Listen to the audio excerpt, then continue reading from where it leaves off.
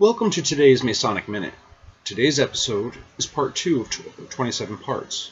This part will list all 25 of the landmarks for you. In subsequent parts, additional information will be given on each of the landmarks. I hope you enjoy today's lesson on the 25 landmarks of Freemasonry. The first landmark are the modes of recognition.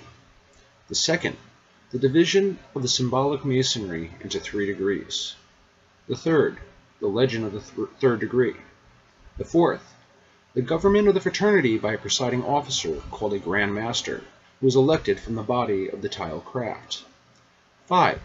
The prerogative of the Grand Master to preside over every assembly of the craft, wheresoever or whensoever held.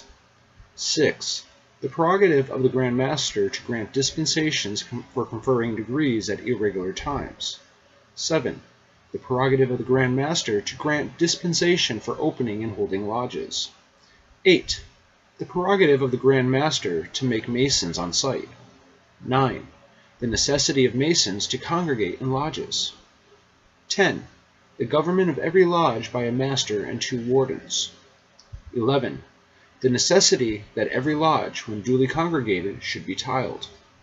12. The right of every Mason to be represented in all general meetings of the craft and to instruct his representatives. 13.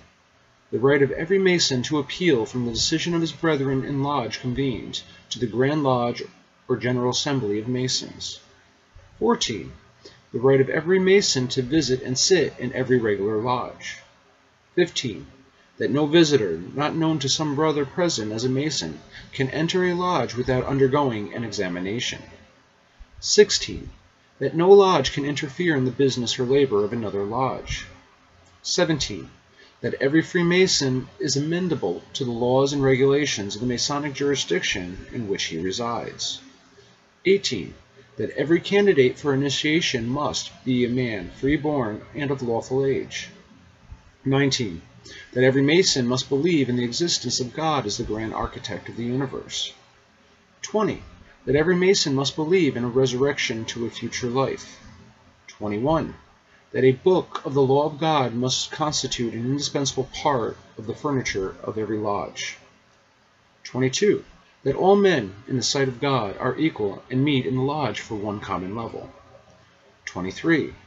That Freemasonry is a secret society in possession of secrets that cannot be divulged. 24. That Freemasonry consists of a speculative science founded on an operative art. 25. That the landmarks of Masonry can never be changed. These constitute the landmarks, or as they have sometimes been called, the body of Masonry, in which it is not in the power of man or the body of men to make the least innovation. This concludes today's lesson. We hope to see you all back next time for the next Masonic Minute.